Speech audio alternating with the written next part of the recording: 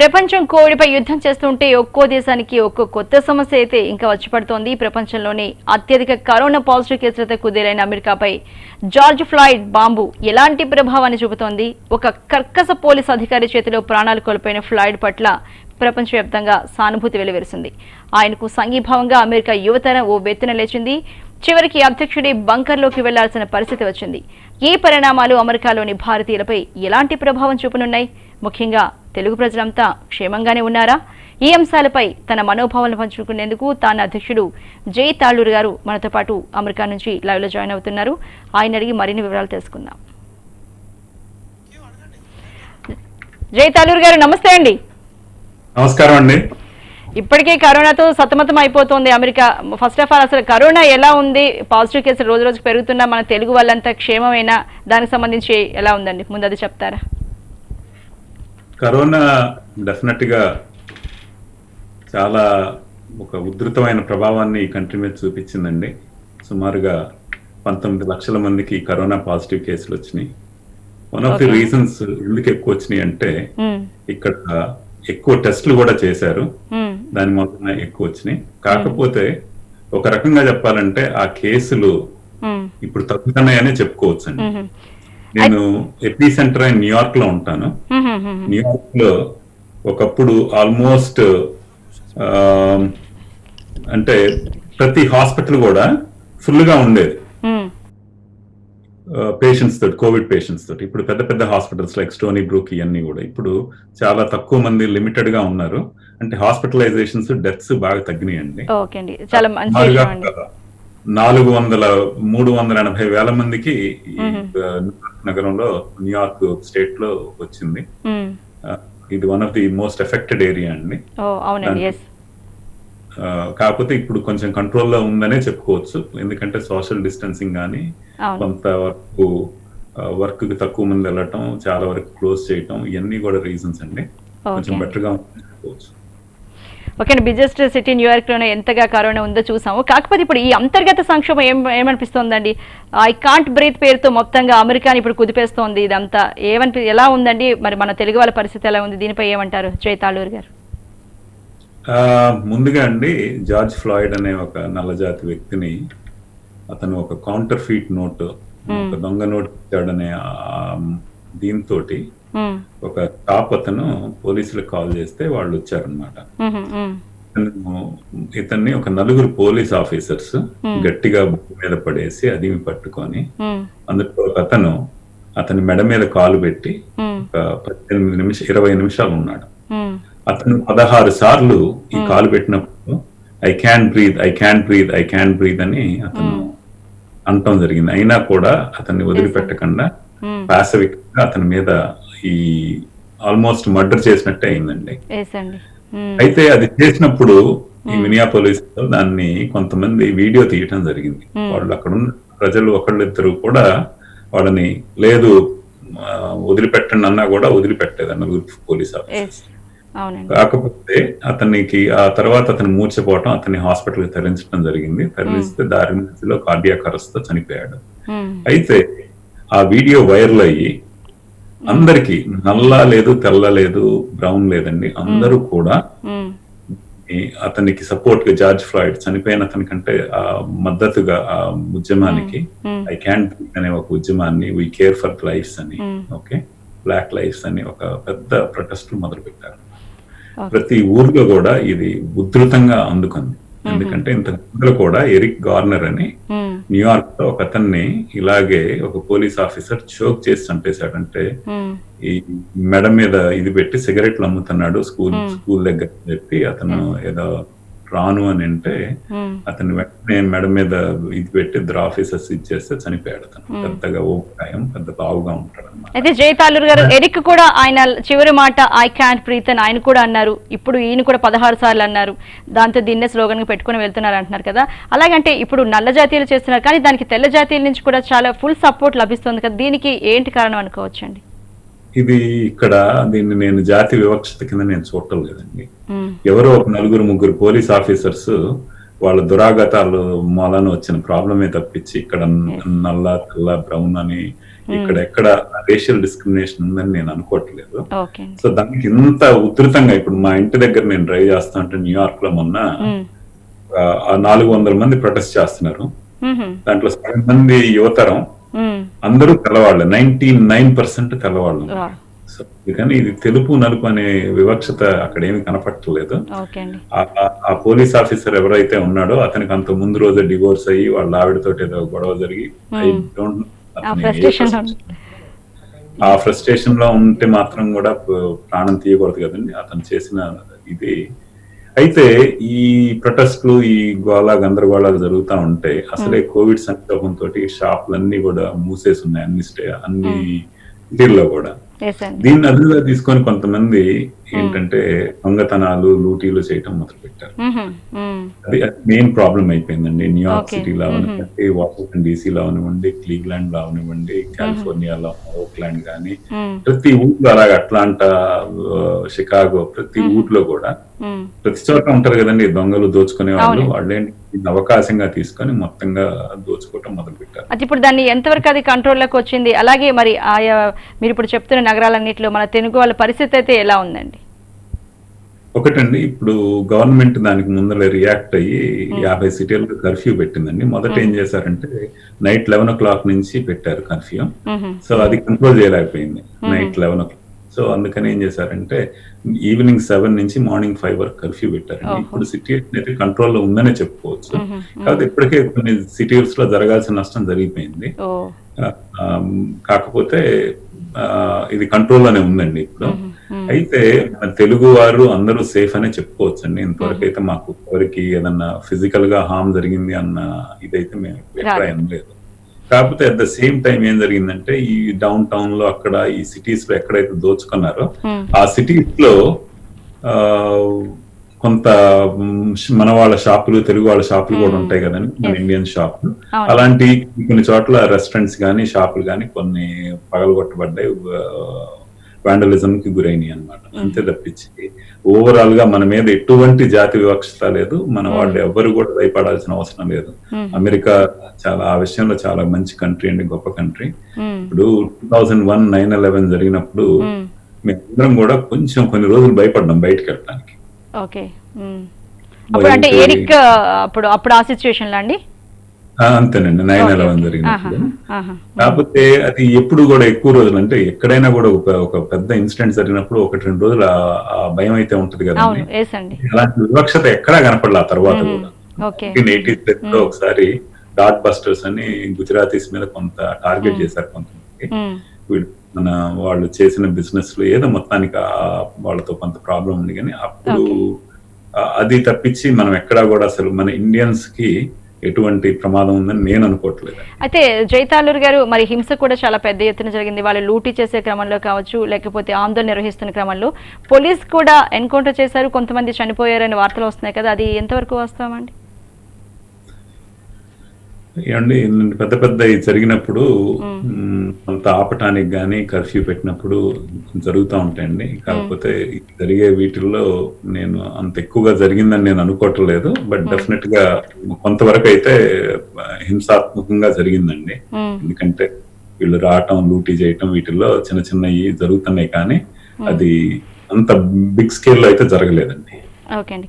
అయితే white house లో lights ఆర్పడం అనేది ఇంతకు ముందు ఎప్పుడు జరగలేదు. ఫస్ట్ అంటే అధ్యక్షుడు లేడు అని అనడానికి ఒక సంకేతంగా ఎప్పుడు లైట్స్ ఆఫ్ చేస్తారు, కానీ మొన్న మాత్రం లైట్స్ ఆఫ్ చేశారు అని అంటున్నారు కదా, దానికి సంబంధించి అమెరికాలో ఎలాంటి చర్చ అయితే జరుగుతుంది జైతాలూర్ గారు? డెఫినెట్ గా మా అమెరికన్ ప్రెసిడెంట్ డొనాల్డ్ ట్రంప్ గారు కొంత అగ్రెసివ్ గా మాట్లాడతారండి. ఎప్పుడైతే ఈ ప్రొటెస్ట్లకి వ్యతిరేకంగా మిమ్మల్ని కూడా నేను ఇది చేస్తాను అని అన్నాడు, దాంతో ఇంకా ఆ ప్రొటెస్ట్లు ఇంకా వెలిసినాయి. కాకపోతే ఎప్పుడైనా ఇలాంటి జరిగినప్పుడు ప్రెసిడెంట్ 9/11 జరిగినప్పుడు జార్జ్ బుష్ గారిని ఫ్లారిడాలో ఒక స్కూల్లో పాఠాలు చెప్తున్నాడు, అంటే పిల్లలతో ఇంటరాక్ట్ అవుతున్నాడు. అప్పుడు ఆయన తీసుకుని వెళ్ళి బంకర్ లో ఆయన చెప్పకుండా తీసుకుని వెళ్ళి దాసేశారు ప్రోటోకాల్. అలాగే మొన్న కూడా ఇది ఎక్కడి దాకా వస్తుందని చెప్పి ఆయన్ని బంకర్ లోకి తీసుకుని వెళ్ళారు కొంతసేపు. ఇది జరిగింది. సో ఇది అమెరికాలో మామూలేనండి. కాకపోతే ఏంటంటే ఎందుకంటే అంటే ఈ ఘటన బయటకు వచ్చింది కాబట్టి దాంతో పాటు అది వచ్చింది అంటారు. అవునండి.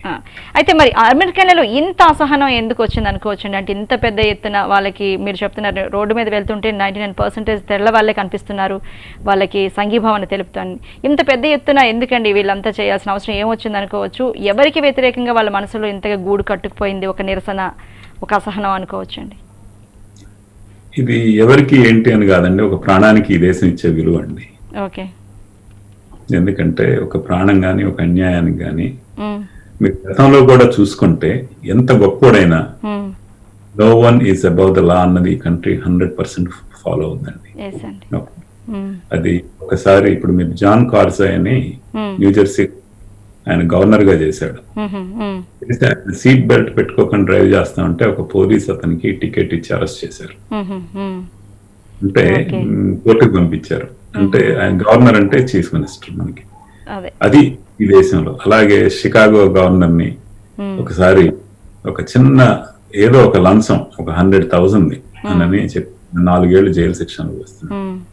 అలాగే ఎలియట్ స్పెసర్ అని న్యూయార్క్ గవర్నర్ ఒక ప్రాసిక్యూషన్ కేసులో, అది పూర్తిగా ప్రూవ్ అయిందో లేదో తెలియదు కానీ ఆయన మిస్యూజ్ చేశాడు అని చెప్పి ఆయన మొత్తం ఎలక్షన్ ఓడిపోయాడు, ఆయన్ని అరెస్ట్ చేశారు. సో ఇలాంటి ఎన్నో జరిగినండి ఈ దేశంలో. 100% ఒకటి వాళ్ళు ఫాలో అయ్యేదంటే no one is above the law. Okay, so అందుకని ఈ పోలీస్ ఆఫీసర్ చేసిన దాన్ని వీళ్ళందరూ ఆ ప్రాణానికి ఇచ్చే విలువతోటి వచ్చిన సింపతి తోటి, ఇది దేశంలో ఉన్న ఔన్నత్యం గొప్పతనం అని చెప్పుకోవచ్చండి. ఒక రకంగా చెప్పాలంటే ప్రతి వార్డు కూడా చేశారు. దానికి ఇంకొకటి ఏంటంటే ఇది ఎలక్షన్ ఇయర్ అవటం, అది కూడా వన్ ఆఫ్ ది రీజన్స్ అండి ఇంత ఉధృతంగా రావడానికి. ఎందుకంటే ఎలక్షన్ ఇయర్ కాబట్టి ఇంకొంచెం కూడా దాన్ని ప్రాపగేట్ చేస్తారు కదా, అది కూడా వన్ ఆఫ్ ది రీజన్స్ అని నేను అనుకుంటున్నాను పర్సనల్ గా. ఐ మే బి రాంగ్ అండి. ఇది ఎన్ని రోజుల్లోగా ఒక నార్మల్ స్థితికి వచ్చే అవకాశం ఉందని భావిస్తున్నారండి? ఇప్పుడు కంట్రోల్లోనే ఉందండి. ఇప్పుడు జరిగే ప్రొటెస్ట్లన్నీ పీస్ఫుల్ గా జరుగుతున్నాయి. సో నేను తొందరలోనే కంట్రోల్లోకి వచ్చేస్తానని నేను అనుకుంటున్నానండి. ఎందుకంటే వాళ్ళ యొక్క అసహనాన్ని, అతని యొక్క చావు యొక్క దీన్ని ప్రపంచానికి అందరికీ తెలిసేటట్టు చేశారు. అది మెయిన్. ఇలాంటి జరగకూడదు అనే ఉద్దేశంతో అన్నది, ప్రతి వాడి ప్రాణం సమానం అన్నది తెలపడానికి చేశారు. సో డెఫినెట్ గా ఇప్పుడు కొంత తగ్గుముఖంలోనే ఉందండి. కపుల్ ఆఫ్ డేస్ లో కంట్రోల్ అయిపోతుందని నేను అనుకుంటున్నాను. ఓకే, అయితే కొంతమంది పోలీస్ కూడా నీస్ పై కూర్చొని మమ్మల్ని క్షమించండి అంటూ చెప్తున్నారు అని అంటున్నారు. అలాంటివి కూడా జరుగుతున్నాయండి నిజంగా? డెఫినెట్ గా అండి. కొంతమంది ఎవరో ఒకళ్ళు చేసి దాన్ని మొన్న నేను చూశాను, దీన్ని టీవీలో చూపించారు. నీస్ మీద కూర్చొని మమ్మల్ని నన్ను అడిగారు వాళ్ళు. కూడా అంటే ఇప్పుడు తప్పు అనేది జరిగిందండి. ఎవరో పోలీస్ ఆఫీసర్ చెప్పారు తప్పు, దాన్ని మిగతా వాళ్ళు మరి అందరి మీదకి రుద్దటం కరెక్ట్ కాదు కదండి. అందుకని స్టేట్. అయితే జయతాలూరు గారు నిజంగా నల్ల జాతి వాళ్ళని అంటే తక్కువ జాతి పౌరులుగా చూసే నిజంగా అలాంటి వాతావరణం ఉందా? ఇంకా అది కంటిన్యూ అవుతుందా? మీరు చూసిన దాని ప్రకారం అని మీకైనా సరే మీరు మీ పర్సనల్గా మీరేమనుకుంటున్నారండి? నేను 25 సంవత్సరాల నుంచి ఈ కంట్రీలో ఉంటున్నానండి. నాకు ఎప్పుడు అనిపించలేదండి, ఎప్పుడు కూడా. ఎందుకంటే ఒకప్పుడు మనం ఇండియాలో ఉన్నప్పుడు ఎవరన్నా తెల్ల జాతీయులను చూస్తే వీళ్ళు ఎక్కడి నుంచి దిగి వచ్చారా అన్నంత ఇదిగా అనిపించేది. ఒక 25 సంవత్సరాల క్రితం, 30 సంవత్సరాల క్రితం. మీ అందరికీ కూడా తెలిసే ఉంటుంది ఆ ఫీలింగ్. ఎవరన్నా అమెరికా నుంచి వచ్చారంటే అబ్బో అన్నట్టు 30 years. అవునండి. అలాంటిది ఇప్పుడు మనం ఏ ఆఫీస్ లోకి వెళ్ళినా మన కింద చాలా మంది తెల్లవాళ్ళు పనిచేస్తూ ఉంటారు. ఎక్కడ కూడా అసహనం గాని తెల్లవాళ్ళు నల్లవాళ్ళు వీళ్ళు బ్రౌన్స్ అన్నది ఎక్కడ నాకు కనపడలేదండి. ఎవరన్నా ఒకళ్ళు ఇద్దరు, అది ఇండివిజువల్ అండి. ఇప్పుడు మనం ఆలోచిస్తే మన ఊర్లోనే పక్క బజార్ నుంచి వస్తే నువ్వు ఎక్కడి నుంచి వచ్చావని అడిగే ఈ రోజుల్లో ఈ దేశం ఓపెన్ ఆర్మ్స్ తోటి అందరినీ వెల్కమ్ చేస్తుందండి. సో ఎవరో ఒకళ్ళు ఇద్దరు ముగ్గురు చూపించే అహంకారాన్ని మనం అందరి మీద రుద్దలేమండి. ఇక్కడ ప్రధానంగా ఉందని నేను చెప్పొచ్చండి. ఎప్పుడు నల్లవాళ్ళు అన్నది ఎక్కడ తక్కువ అన్నది ఎక్కడా నేను చూడలేదు. ఓకే, అంటే యూకేతో పోల్చుకుంటే మాత్రం ఖచ్చితంగా అమెరికాలో వాళ్ళకున్న శక్తి సామర్థ్యాలను బట్టి వాళ్ళకి ఉద్యోగాలు ఇవ్వడం కానీ వాళ్ళని గౌరవించడం కానీ జరుగుతూ ఉంటుంది అంటారు. అది నిజమేనండి? 100% అండి. ఇది 100% టాలెంట్ డ్రివెన్ కంట్రీ అండి. ఓకే అండి. ఇక్కడ ఆపర్చునిటీస్ వాళ్ళు ఎంత గొప్ప ఆపర్చునిటీస్ ఎవరైనా తెచ్చుకోవచ్చు. దీనికి తెలుపు నలుపు అన్నది ఎక్కడా లేదు.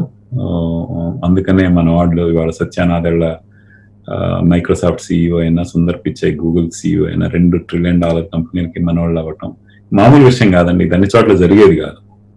సో ఇదంతా కూడా ఇక్కడ 100% టాలెంట్ డ్రివెన్ కంట్రీ అండి. అయితే మీరు మొదటి నుంచి యుఎస్ లోనే ఉన్నారా, లేకపోతే మనం యూరోపియన్ కంట్రీస్ ఇంకెక్కడైనా చేశారా? దానికి దీనికి మీరు కంపారిజన్ ఏమైనా చెప్పగలరండి? నేను ఒక 2 సంవత్సరాలు జమైకా, వెస్ట్ ఇండీస్ లో ఉన్నానండి, లాటిన్ అమెరికన్ కంట్రీలో. అక్కడ అదంతా నల్లవాళ్ళు ఎక్కువ ఉంటారు, ఆఫ్రికన్ అమెరికన్స్. అది కూడా చక్కటి కంట్రీ అండి. ఆ దేశం వెళ్ళి నేను ఉన్నప్పుడు అదే 94, 95 ఆ టైంలో ఓపెన్ ఆర్మ్ తోటి వెల్కమ్ చేశారండి అక్కడ కూడా. సో అక్కడ వాళ్ళకు కూడా నేను వాళ్ళని తక్కువ అన్నది ఎక్కడా లేదండి. వాళ్ళు కూడా బ్రిటిష్ వాళ్ళతోటి పాలించబడ్డారు. కాకపోతే అది కూడా ఒక చక్కటి కంట్రీ అండి. అక్కడి నుంచి దేశం రావడం కూడా ఒక రకమైన కాన్ఫిడెన్స్ ఇచ్చింది అనమాట.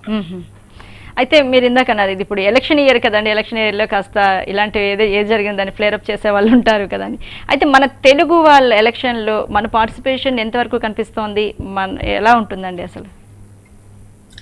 ఒకప్పుడు కన్నా ఇప్పుడు బాగా పెరిగిందండి మన ఇండియన్స్. ఎందుకంటే మీరు అమెరికాలో చూస్తే fastest growing language is Telugu and one of the fastest growing language. మనం స్టూడెంట్స్ గా కానీ, H1s గా కానీ, ఇక్కడ ఫ్యామిలీస్ గా కానీ, మన వాళ్ళు దీంట్లో కానీ మంచి పొజిషన్ లో ఉంటాం, రావటం ఇదంతా బాగా జరుగుతుంది. సో దాంతో పాటు ఎన్నాళ్ళు కొంచెం మన వాళ్ళు పాలిటిక్స్ కి దూరంగా ఉండి వచ్చిన వాళ్ళు కెరియర్స్, డాక్టర్స్, ఇంజనీర్స్ ఇలాగే ఉండేవాళ్ళు. కానీ ఇప్పుడు డెఫినెట్ గా ఒక మార్పు ఉందండి. మన వాటికి కూడా చాలా మంది పిల్లలు గాని, వీళ్ళు గాని మన ఎలక్షన్ లో నిలబడటం గాని, తర్వాత ఎలక్షన్స్ కోసం ప్రిపేర్ అవటం గాని, వాటి క్యాంపెయిన్స్ లో యాక్టివ్ గా ఉండటం గాని చాలా ఉధృతంగా కనపడుతుందండి. ఓకే అండి, మంచి విషయం అయితే చెప్పారు. మరి అయితే మళ్ళీ మనం ఇక్కడికి వెళ్దామండి. మహాత్మా గాంధీ విగ్రహాన్ని కూడా ధ్వంసం చేశారని చెప్తున్నారు. మరి దీన్ని ఎలా చూడాలి? మరి మన ఇండియన్స్ దీనికి సంబంధించి ఎలాంటి భావాలను వ్యక్తం చేస్తున్నారండి? దురదృష్టకరం అండి. బట్ దీన్ని కూడా నేను ఒక ఐసోలేటెడ్ ఇన్సిడెంట్ కింద, వాళ్ళకి దాని వాల్యూ తెలియకుండా వాళ్ళు చేసిన వాటిలో విధ్వంసంలో ఒక భాగంగానే చూస్తున్నాను తప్పించి ఇది వాళ్ళని వీళ్ళు ప్లాన్డ్ గా, ఆర్కెస్ట్రేటెడ్ గా చేసిందని మాత్రం నేను అనుకోవట్లేదు. ఓకే అండి. అయితే జైతాలూరు గారు, ట్రంప్ వచ్చిన తర్వాత మాత్రం మా ఉద్యోగాలు మాకే ఉండాలి అంటూ ఆయన అదొక నినాదంతోనే అసలు వచ్చారు. ఆయన ఎలక్షన్స్ కూడా ముందుకు వెళ్ళినప్పుడు కానీ, తర్వాత ఆయన పదవిని చేపట్టిన తర్వాత కానీ మన ఉద్యోగాలు మనకే ఉండాలి, ఇతర దేశాలను అంతగా అనుమతించమన్నారు. అలాగే చూస్తే వీసాస్ కూడా చాలా వరకు కోత విధించేశారు. అయితే అక్కడ తర్వాత కూడా మన వాళ్ళని ఏమైనా వివక్షత చూసే ఇవి ఏమైనా కనిపించాయండి ఈ మధ్య కాలంలో అయినా? నాకైతే వచ్చాక కొంతవరకు స్ట్రిక్ట్ అవటం వాస్తవమేనండి. నేను డెఫినెట్ గా అయిందనే నేను చెప్పగలను. కాకపోతే దీన్ని ఎవరు ఆపలేరండి. టాలెంట్ అనేది అమెరికాలో, ఇండియాలో కావాలి, అమెరికాలో కావాలి. దానికి డెఫినెట్ గా కొంతవరకు ఇబ్బంది పెట్టినా కూడా బాగానే ఉన్నాయండి. అతను బిజినెస్ ప్రో కూడా అండి. ఎవరు ట్రంప్ గారు మన ఈ కోవిడ్ సిచ్యుయేషన్ లో చాలా బిజినెస్లు ఇబ్బంది పడతా ఉంటే ఆయన చాలా ముందుండి ప్రతి బిజినెస్ కి సపోర్ట్ చేయాలి అనే ఉద్దేశంతో బాగా చేయడం జరిగిందండి. అందుకనే కూడా ఈ కోవిడ్ టైంలో కూడా బిజినెస్ సఫర్ అయినా కూడా పీపుల్ సఫర్ అవ్వకుండా వాళ్ళకి శాలరీస్ కానీ, వాళ్ళకి ఇవి కానీ ఏర్పాటు చేయడం జరిగింది. అండర్ 500 ఎంప్లాయీస్ ఉన్న కంపెనీస్ అన్నిటికీ, లేదా చిన్న చిన్న స్టోర్లు ఉంటాయి కదండి, ప్రతి మన హోటల్స్, రెస్టారెంట్స్ ఇలాంటి వాటన్నిటికి, షాప్లు, గిఫ్ట్ షాప్లు, వీటన్నిటికి కూడా వాళ్ళు చక్కటి సపోర్ట్ ఇచ్చి ఆ ఉద్యోగాలు నిలబెట్టడం జరిగింది. అంటే మన ఉద్యోగాలు మనకని ఆయన అంటాం కరెక్టే గానండి. ఒకవేళ ఇలాంటి ఆపర్చునిటీస్ ఇంత బాగుంది కాబట్టి ఒకవేళ ఇక్కడ ఆపగలిగిన నాకు ఇది ఒక నేను పెద్ద ఆపర్చునిటీగా చూస్తున్నానండి. ఎందుకంటే more work will go to India. ఎందుకంటే దీన్ని ఈ గ్లోబలైజేషన్ ఎవరు ఆపలేరండి.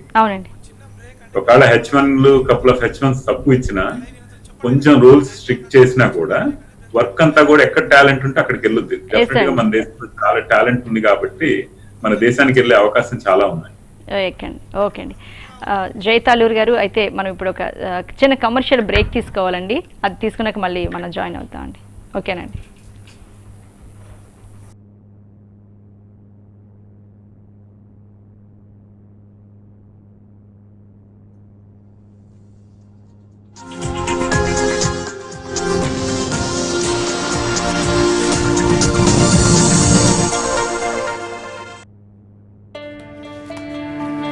మీరు హ్యుమానిటీస్ ఇంకా ఎకనామిక్స్ చదువుకుని భవిష్యత్తులో రాబోయే సమస్యలను తెలపొచ్చు. మీరు ఆ శక్తితోనే జనాలతో కలిసి పనిచేసి వాటిని ఆపొచ్చు. ఆలోచించాల్సింది ఏంటంటే మీ చదువు ప్రపంచాన్ని ఎలా మారుస్తుంది? గీతంతో సాధించండి.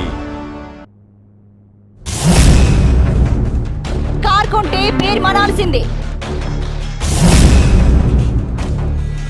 జేఫెరీ మోటార్స్ లీలలు. పాత మోడల్ కారు కొత్త మోడల్ ధరకు అమ్మకం. చీటింగ్స్ ను వెలుగులోకి తెచ్చిన సేవియర్ న్యూస్.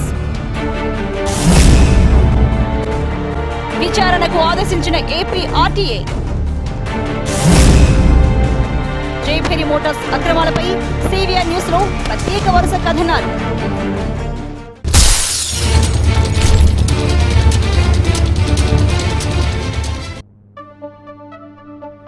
మీరు గొప్ప ఇంజనీర్ అయ్యి శక్తివంతమైన మిసైల్స్ తయారు చేయొచ్చు. మీరు ఆ శక్తితోనే మనం పోగొట్టుకున్న అడవులను మళ్లీ పుట్టించొచ్చు. ఆలోచించాల్సింది ఏంటంటే మీ చదువు ప్రపంచాన్ని ఎలా మారుస్తుంది? గీతంతో సాధించండి.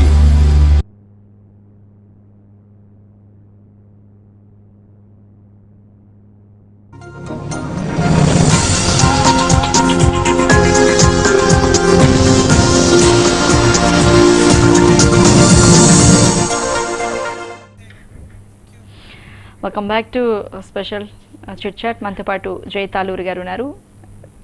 నమస్తే అండి. నమస్కారం అండి. వెల్కమ్ అండి. అయితే ఇప్పుడు జయతాలూరు గారు, ఇప్పుడు ఫ్లాయిడ్ మృతి ఒక రాజకీయ క్రైసిస్ గా కూడా మారింది అనుకోవచ్చా అండి? డెఫినెట్ గా అండి, ఇది ఫ్లాయిడ్ మృతి ఒక పెద్ద ఉద్యమము, ఒక పెద్ద టర్మాయిల్ ఈ దేశంలో సృష్టించడమే కాకుండా పొలిటికల్ గా కూడా కొంత ఇది ఉందనే చెప్పుకోవచ్చు అండి. ఎందుకంటే ఇయర్ ఎలక్షన్ ఇయర్ కావటం, జాతీయ ఓట్లని చేయటానికి కూడా ఒక సింపతి కోసం కూడా ఇది ఎక్కువగా పనిచేస్తుందని మనం చెప్పుకోవచ్చు అండి. డెఫినెట్ గా ఆ దిశలో కూడా దీన్ని చాలా వరకు లాగటం జరిగిందండి. ఒకప్పుడు దీన్ని ఇంత రాజకీయం అవుద్దని అనుకోలేదు. కాకపోతే ఒక నల్ల జాతీయుడిని చంపటం జరిగింది కాబట్టి అది లిటరల్ గా ఒక జాతి వివక్షత కేసు కింద ఇది ఎలక్షన్ ఇయర్ అవటం వలన ఇంకొంచెం దానికి రంగులు జల్లి కొంత అడావిడి చేయడం జరిగిందండి. అయితే దీంట్లో న్యాచురల్ గా ఒక మనిషి చనిపోవటం అనేసరికి పిల్లలు బాగా కనెక్ట్ అవుతారు. యూత్, ఆ పిల్లలు ఆ యూత్ కనెక్ట్ అవటం, దాన్ని అడ్వాంటేజ్ గా తీసుకొని ఇది అవ్వటం కూడా ఎక్కువ జరిగిందండి. కానీ రాజకీయంగా అంటే ఒక రంగులు చల్లడం జరిగినా కానీ తెల్లవాళ్ళు దీనికి ఎక్కువగా సపోర్ట్ చేస్తున్నారు. అలాగే ట్రంప్ కుమార్తె కూడా వాళ్ళ నిరసనలకి తన సంఘీభావాన్ని తెలుపుతూ ఆమె కూడా ట్వీట్ చేశారు, ఆమె తల్లి కూడా ట్వీట్ చేశారు అంటున్నారు కదా.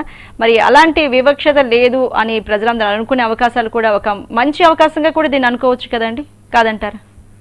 ఇందాక నేను చెప్పినట్టు ఇది డెఫినెట్ గా అయితే అన్ని చోట్ల మనం దీన్ని జాతి వివక్షత అని అయితే మనం అనలేమండి. ఎందుకంటే మీరు చెప్పినట్టు 90% పీపుల్ తెల్లవాళ్ళందరూ కూడా దీన్ని సపోర్ట్ చేశారు. దాన్ని ఇంకెలా అనుకోగలుగుతామండి ఇది జాతి వివక్షత అని? కాబట్టి డెఫినెట్ గా జాతి వివక్షత కాదండి, ఒక అన్ఫార్చునేట్ ఐసోలేటెడ్ ఈవెంట్. దాన్ని ఆ జరిగిన పరిస్థితులు ఇంత ముందర ఇలాంటి 2-3 జరగటం మూలాన వీటన్నిటిని కలిపి ఒక రకమైన ఒక రాజకీయ కోణం కూడా ఉందని మనం చెప్పుకోవచ్చు అండి దీనికి. అంతే తప్పించి ఇది జాతి వివక్షత అని మాత్రం మనం ఖచ్చితంగా చెప్పలేము. అయితే ఇప్పుడు ప్రజలంతా పోలీసుల పైన కూడా తిరగబడే ఏమైనా కనిపిస్తున్నాయండి? ఎందుకంటే ఒక పోలీస్ చేతిలో మరణించడం జరిగింది కాబట్టి అలాంటివి కూడా ఏమైనా చేస్తున్నారండి? డెఫినెట్ గా అండి, చాలా ఈ పీస్ఫుల్ ప్రొటెస్ట్ గా మొదలు పెట్టారండి. మొదట అందరూ ఐ క్యాన్ బ్రీత్ అని చెప్పి, we care for black lives అని చెప్పి మూతి మీద మాస్క్లు పెట్టుకుంటాం కదండి, ఆ మాస్క్ల మీద మొత్తం ఐ క్యాన్ బ్రీత్ పెట్టుకొని జరగటం జరిగింది. సో ఇది ఎక్కడికి వెళ్ళినా కూడా ప్రతి ఊర్లో, ప్రతి ఊరు సెంటర్ లో కూడా మీకు ఇదే సీన్ కనపడుతుంది. 400-500 మంది పోగవటం ఈ ర్యాలీని మనం పీస్ఫుల్ ప్రొటెస్ట్ మనం చూడటం. కాకపోతే మీరు ఇందాక చెప్పినట్టు అందరూ కూడా 99% దాంట్లో తెల్లవాళ్లే కనపడుతున్నారు. అయితే ఇక దీన్ని దాంతో కంప్లీట్ గా ఇది రాజకీయం అయితే కాదండి. So I can breathe movement ఉధృతం అయిపోయి దాంట్లో నుంచి ఒక రకమైన ఆపర్చునిటీస్ ఉంటారు కదండి, వాళ్ళు ఏంటంటే కంప్లీట్ గా దాన్ని అడ్వాంటేజ్ తీసుకొని దోపిడీలు మొదలు పెట్టారు. ఆ దోపిడీలు మొదలుపెట్టి దాన్ని ఆపటంతో పోలీసులు రావటం, వాళ్ళ మీద ఇది చేయటం, ఆ వైలెన్స్ విపరీతంగా పెరిగిపోయింది అన్నమాట.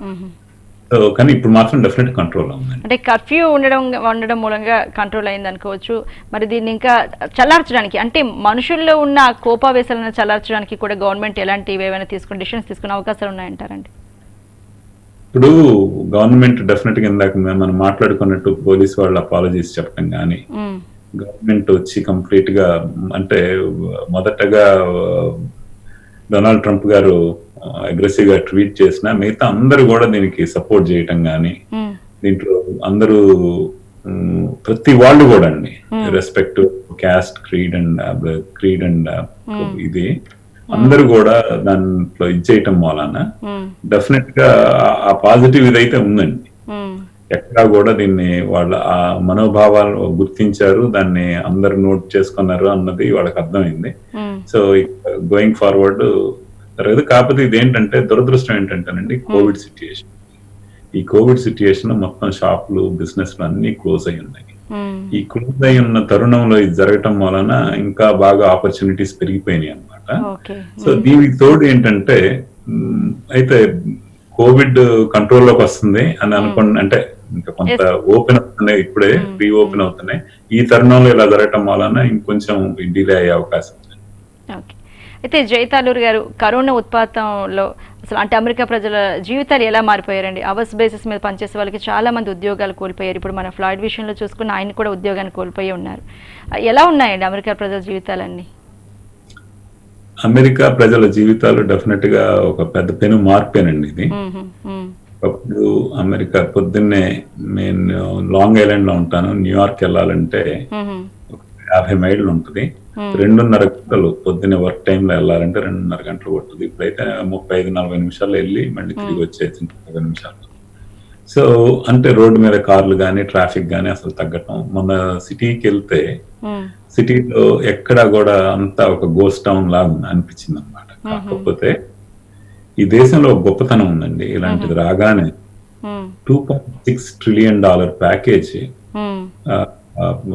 డొనాల్డ్ ట్రంప్ గారు కాంగ్రెస్ రిలీజ్ చేయడం జరిగింది, హౌస్. అది ఒక మంచి అంటే వీళ్ళందరికీ ఒక రకమైన హెల్ప్ చేయటం జరిగింది అనమాట. ఇంత ముందర ఒక అన్ఎంప్లాయ్మెంట్ అంటే $500 వీక్ ఇచ్చేవాళ్ళండి, తక్కువ చేసేవాళ్ళకి. దానికి ఫెడరల్ అంటే సెంట్రల్ గవర్నమెంట్ కూడా ఇంకొక 600 గారికి 1100. ఇంతకు ముందల 23 వారాలు ఇచ్చేది, ఇంకో 16 వారాలు కలిపి 39 వారాలు, 9.5 నెలలు వీళ్ళకి అన్ఎంప్లాయ్మెంట్. నెలకి వారానికి $1,100 చొప్పునిస్తున్నారు. కొంతమందికి వాళ్ళు నిజంగా పనిలోకి వెళ్ళి సంపాదించినా కూడా అంత సంపాదించలేరు కూడా ఉందన్నమాట. సో అది అలాగే ముందర ఏంటంటే బిజినెస్ దెబ్బతినకుండా, అంటే ఇప్పుడు బిజినెస్ అనేది వెన్నెముక కదండి స్మాల్ బిజినెస్ లో. వాటినన్నిటికీ ఏం చేశారంటే 1 to 500 పీపుల్ ఎంప్లాయ్ చేసే వాళ్ళందరినీ ఒక స్మాల్ బిజినెస్ అని అంటారు అనమాట. వాళ్ళందరికీ 2.5 months పేరోల్ ఇచ్చారు. అంటే ఏంటంటే నువ్వెవరిని లే ఆఫ్ చేయకుండా 2.5 నెలలు వాళ్ళకి జీతాలు ఇవ్వు ఇంటి దగ్గర అయినా అని. సో దాని మూలన వాళ్ళకున్న అడ్వాంటేజ్ ఏంటంటే వీళ్ళు అన్ఎంప్లాయ్మెంట్ కి అప్లై చేయరు. అన్ఎంప్లాయ్మెంట్ కైనా వాళ్ళు మరి డబ్బులు పే చేయాలి కదండి, అది అక్కడ సేవ్ చేస్తున్నారు. అలాగే వాళ్ళు శాలరీస్ పే తీసుకున్నారు అనుకోండి, వాళ్ళకి మళ్ళీ 30% ట్యాక్స్ రూపంలో గవర్నమెంట్ కి వెళ్తుంది. సో ఇవన్నీ ఆలోచించి గవర్నమెంట్ ఒక మంచి డెసిషన్ తీసుకుంది. అలాగే బిజినెస్ క్లోజ్ చేయకుండా EIDL, economic injury disaster loan అని చెప్పి ప్రతి బిజినెస్ కి 150, అంటే క్వాలిఫైడ్ బిజినెస్ కి $150,000, అంటే ఆల్మోస్ట్ ₹1,00,00,000 ఇమీడియట్ గా రిలీజ్ చేయడం జరిగింది. ఈ లోన్స్ కూడా ఎలా ఇచ్చారండి, మీరు మామూలుగా అయితే మనం బిలీవ్ చేయం, PPP లోన్ అన్నారు ఫస్ట్, పేరోల్ ప్రొటెక్షన్ ప్రోగ్రామ్. అంటే పేరోల్ ప్రొటెక్షన్ ప్రోగ్రామ్ అంటే ప్రతి వాడిని పేరోల్ లో ఉంచాలి అనడానికి ప్రొటెక్షన్ ప్రోగ్రామ్. ఓకే అండి. ఈ ప్రోగ్రామ్ ఇచ్చినప్పుడు ఒక్క రోజు కూడా లేట్ చేయకుండా జరిగిన 4-5 రోజుల్లో రిలీజ్ చేశారు. ఇంత క్లోజ్ డౌన్ అయ్యాక వచ్చాక అక్కడి నుంచి వారం 10 రోజుల్లో టక్క అసలు ఎటువంటి బ్యాంక్ వెళ్ళే పని లేదు. అంతా కూడా ఆన్లైన్ లో ఒక బేసిక్ డాక్యుమెంటేషన్స్ తోటి మిలియన్స్ ఆఫ్ డాలర్స్ రిలీజ్ చేశారు. సో ఒక అద్భుతం. ఇది ఎప్పుడు అంటే కోవిడ్ ఎంత కష్టమైందో, ఎంత మనం అన్ప్రెసిడెంటెడ్, అలాగే వీళ్ళు రిలీజ్ చేసి ఫైనాన్షియల్ సపోర్ట్ చేసిన విధానం కూడా అంత అన్ప్రెసిడెంటెడ్ గా జరిగింది అనమాట ఈ కంట్రీ. సో దాంతో ఈవెన్ దో కొంతమందికి ఉద్యోగాలు పోయినా క్యాష్ రూపంలో పనిచేసే వాళ్ళు కొంచెం దెబ్బతిని ఉంటారు. షాపులు వాటి పనిచేసేవాళ్ళు ఎవరైతే పేరోల్ లో ఉండి పేరోల్ ట్యాక్సెస్ కడుతున్నారో వాళ్ళందరికీ మంచి సపోర్ట్ దొరికింది. అయితే జయతాలూరు గారు, మీరు ఇందాక అన్నారు ఎక్కువ టెస్టులు జరుగుతున్నాయి కాబట్టి ఎక్కువ కేసెస్ నమోదవుతున్నాయని. మరి ట్రీట్మెంట్ విషయంలో అయితే ఎలాంటి వాతావరణం ఉందండి? అంటే చాలా మంది చెప్తున్నారు అమెరికాలో మళ్ళీ వాళ్ళు పెరుగు తినకుండా యోగర్ట్ తింటారు, వీటి వల్ల వాళ్ళకి ఎక్కువగా వచ్చింది, కరోనా నుంచి వాళ్ళు కోలుకోవడం కష్టం అవుతోంది అని అంటున్నారు. అలాంటివి కూడా వాస్తవాలు ఉన్నాయి. ట్రీట్మెంట్ విషయంలో అయితే మాత్రం ఎలా అనిపిస్తోందండి? మొదటండి పెరుగు ఇవన్నీ తింటామని కాదండి, కొన్ని లక్షల మంది అమెరికాకి వచ్చి వెళతా ఉంటారు ఒక రోజు. ఏం జరుగుతుందంటే యూరోప్ నుంచి కానీ ప్రతి దేశాల నుంచి కానీ ప్రతిరోజు కొన్ని 100 ఫ్లైట్స్ రావటం, పొద్దున సాయంకాలం వెళ్ళిపోవటం, తర్వాత చైనా నుంచి కూడా న్యూయార్క్ చుట్టుపక్కల చైనా టౌన్ అని ఉంది, మినీ ఇటలీ అని ఉంది, ఇలాగన్నీ ఉండటం మూలాన ఇవన్నీ కూడా ఏంటి, జనాలందరూ వచ్చేవాళ్ళు, సాయంకాలం వెళ్ళిపోయేవాళ్ళు. ఇలా యూరోప్ ప్రపంచం రియలైజ్ కాకముందలే న్యూయార్క్ లోకి విపరీతంగా, ఈ అమెరికాలోకి విపరీతంగా ఈ కేసులు వచ్చినాయండి. అవునండి. ఆ కేసులు వచ్చాక దానికి తోడు న్యూయార్క్ ఏంటంటే పబ్లిక్ ట్రాన్స్పోర్టేషన్ యూజ్ చేస్తుంది. అంతా కూడా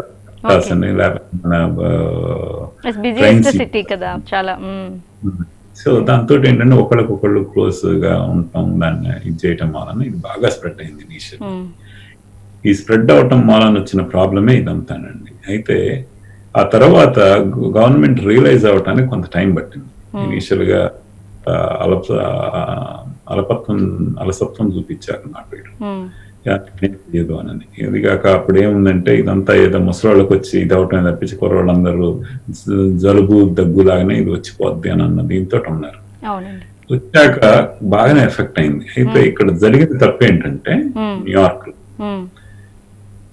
ఈ పేషెంట్స్ ని కోవిడ్ పాజిటివ్ వచ్చాక ట్రీట్ చేసి మామూలుగా ఉన్న వాళ్ళని దేశం ప్రాణానికి ఎక్కువ విలువిచ్చి ఎక్కువ రోజులు కాపాడుద్దండి. చాలా మంది పెద్దోళ్ళు ఇక్కడ ఎక్కువ 90 ఏళ్ళు 100 ఏళ్ళు బతికేవాళ్ళు చాలా మంది ఉంటారు. సో వీళ్ళందరూ నర్సింగ్ హోమ్స్ లో ఉంటారు ఎక్కువ, లేదా అసిస్టెడ్ లివింగ్ అనే ప్లేస్ లో ఉంటారు. అయితే ఈ కోవిడ్ కేసులు వచ్చి వాళ్ళని పంపించిన వాళ్ళని మళ్ళీ తిరిగి నర్సింగ్ హోమ్ లో పంపించారు. సో దాంతో ఏమైంది, నర్సింగ్ హోమ్ లో చాలా మంది పెద్దవాళ్ళు టక్క చనిపోయారు.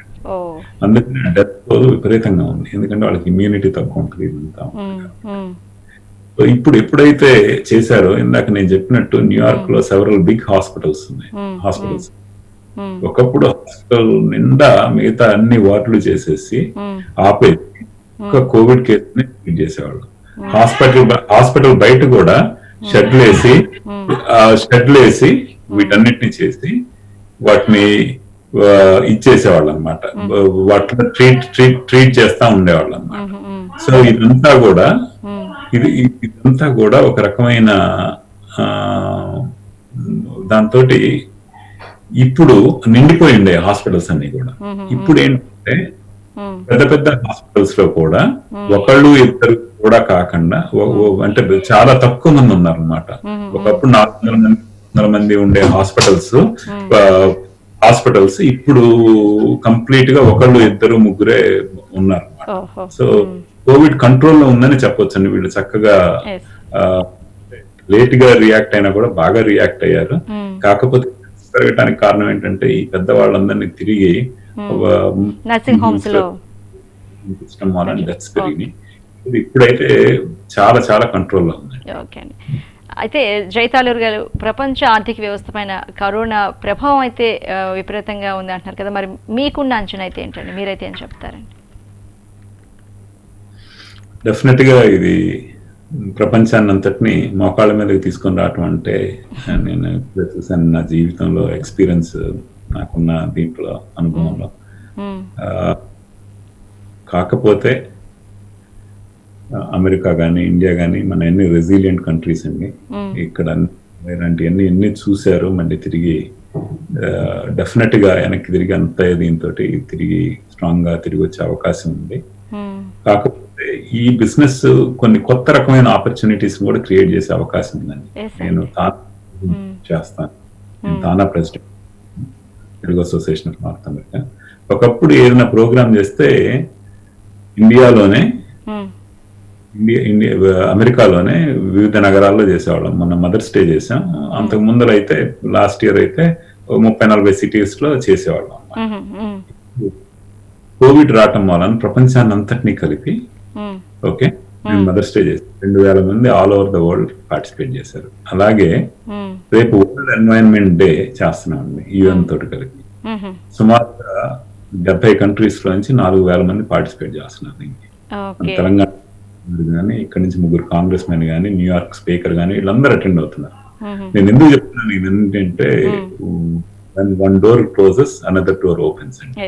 సో నాకు అనిపించింది ఏంటంటే ఇది కొత్త రకమైన టెక్నాలజీస్, కొత్త రకమైన వీటికి తెరలేపే అవకాశం ఉంది. ఇప్పుడు మైక్రోసాఫ్ట్ సత్యానాథ్ చెప్పారంటే వాళ్ళు 2 ఏళ్లలో నెక్స్ట్ క్లౌడ్ సెక్యూరిటీస్ ఎలా ఉంటుందో అని ప్లాన్ చేసుకుంటారు కదా. బిజినెస్ లో ఎంత మనం ప్రొడ్యూస్ చేయాలి, సాఫ్ట్వేర్ కానీ వాటి సెక్యూరిటీస్ కానీ ఎలాగ మనం ఎంత కూడా గత 2 నెలల్లోనే చేయటం జరిగిందంట.